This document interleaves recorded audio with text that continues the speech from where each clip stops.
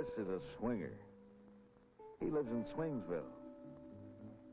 He uses the daytime for sleep and the nighttime for play.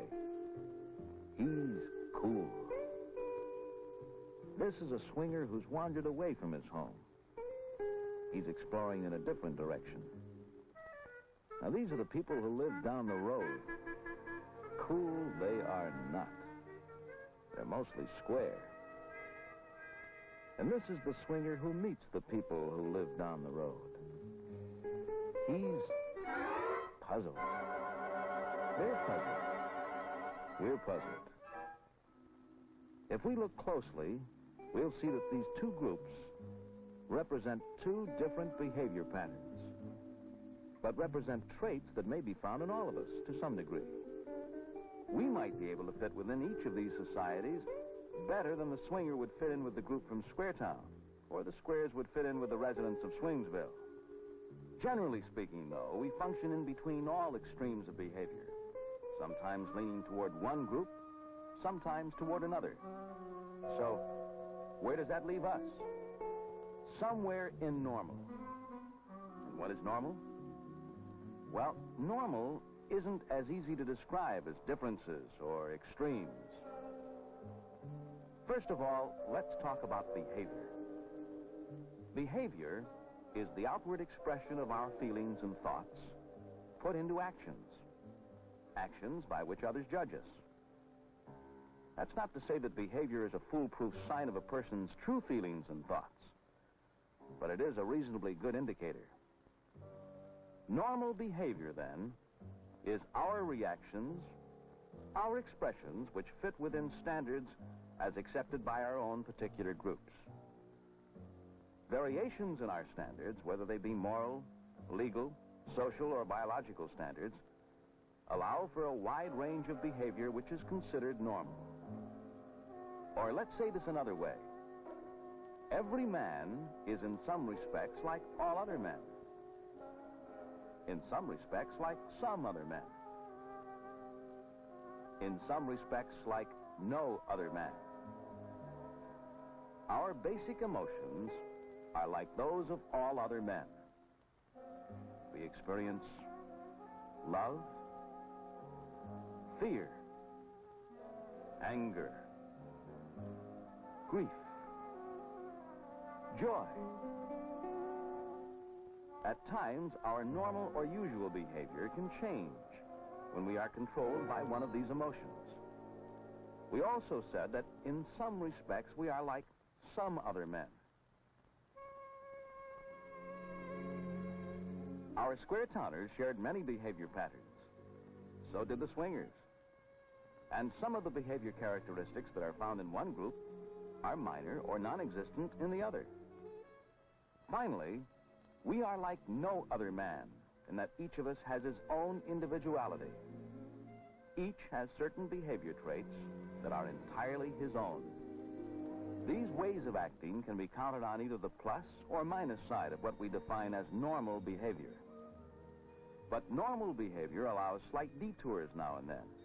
Returning to the right track depends upon our ability to meet such situations, to work at the problems and to keep working at them until we have found a satisfactory way of handling them. How well we do this depends upon the health of our minds. Mental health is the stamina which allows us to confront a problem and to continue meeting it until we have managed it satisfactorily. Here we might compare mental health to physical health. A person who is physically sound still may suffer occasionally from some slight ailment, a cold, a cut, or a bruise, for example. But because he is physically healthy, he recovers quickly from these discomforts. It's natural also for the person who is mentally healthy to have slight ailments in the form of worries, irritations, blue moods. It is the mental health of the person which allows him to overcome these problems, much as his physical health allows him to recover from physical discomforts. So, mental health is the vigor and persistence that sees a person through each day, overcoming disappointments, worries, fears, which are natural, before they become too difficult to handle. What makes mental health? A person's mental health depends upon his attitude toward himself. This involves a blending of self-acceptance and self-confidence. This means we accept both our limitations and our possibilities. Respect for others also strongly influences behavior. The healthy person is guided by the rights of others, by the rules of society, and by the reasonable demands of authority without feeling he is giving up his own rights. The healthy person recognizes the limitations and possibilities of other people and adjusts to them. Here we must caution against measuring everyone by the same yardstick. People differ greatly in their capacity to react to strains and frustrations. Indeed, there is room in our concept of mental health for a wide range of accepted behavior. In fact, it is more the process of solving problems rather than the actual solution which denotes mental health. The healthy individual is aware of his problems and tries to deal with them. The way in which the problem is handled and how long it takes are individual matters and vary according to each person. The ability to handle problems depends upon seeing things pretty much as they are. The world, as seen through the eyes of the swinger or the square, may appear different than it does to you or me. The bouncy swinger sees life one way, and the reserved square sees things another. There is room for many individual interpretations, for each of us sees things through his own particular pair of glasses, tinted by his experiences. If the experiences become shattering, what he sees will be distorted. The continuing inability to see things as they are, the constant distortion of people and events, is one of the chief signs of mental illness. Mental illness is the abnormal functioning of the mind, when feelings and thoughts become disturbed and twisted, and irrational, unrealistic actions follow. More than that, such behavior is repetitive. In other words, not only is the action inappropriate to handle the problem, but the person persists in the face of repeated failure.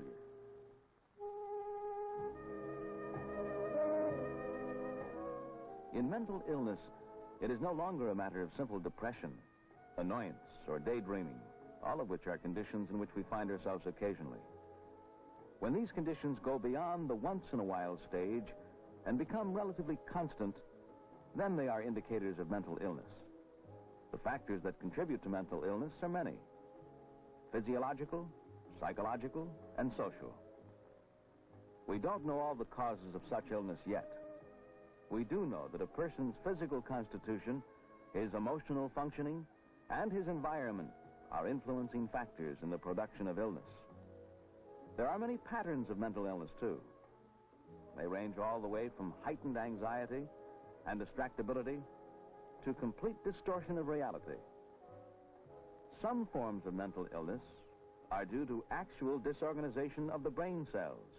This may occur following infection or injury, or result from the cells wearing out.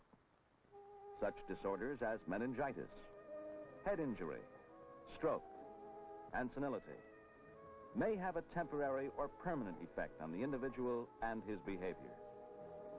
Some mental illnesses show themselves in actual physical disorders and discomfort.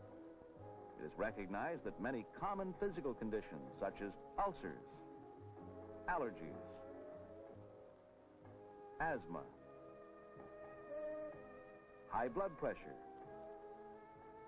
weight problems, may sometimes have emotional causes. And then there are many irrational fears, which are characteristic of certain forms of mental illness. There are uncontrollable fears of people, places, and situations. The fear overpowers the person, and he is unable to function normally. The fear of remembering some particularly painful event or period of life can be so strong that all recollection of the happening is wiped out. Other mental diseases are of unknown cause and result in profoundly distorted behavior. These mentally ill persons are usually easy to identify by their bizarre actions. A person may be extremely suspicious, imagine and believe that others are against him, that they are responsible for his failures. He may even claim to have special powers by which he can destroy the world. Or he may react violently to imagined plots against him. There is also the person who withdraws. He is fearful of other people and avoids contact with them. He builds an imaginary world to live in and may even behave in a childish fashion. In still another type of mental illness, a person's mood may swing to extremes. If it goes up, he becomes elated, overactive, and has grandiose ideas. He flits from one thing to another, never completing anything. If his mood goes down, he feels sad and worthless. To him, life has no meaning, and suicide may result. Then there is the sickness of character, or the personality disorder. This individual is described as a person with a wealth of means, but a poverty of results. He wants what he wants, when he wants it.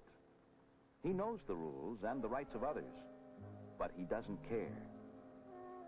Usually these individuals are loners, perhaps developing a strong dependence on alcohol or drugs, or fighting society, profiting neither from experience nor punishment, and often considered by society as criminal or immoral. As we have shown you, there are many kinds of mental illness, some mild, some severe. Remember the swingers and the squares? Different? Of course. Sick? Not necessarily. Although within each group, there may be some who are less able to handle their problems. What can you do to handle the problems you meet each day and stay mentally healthy? Here are some suggestions. Confront your problems. Adapt to change. Know your possibilities. Accept your limitations. Respect others. Gauge the appropriateness of your actions to each situation. Now ask yourself,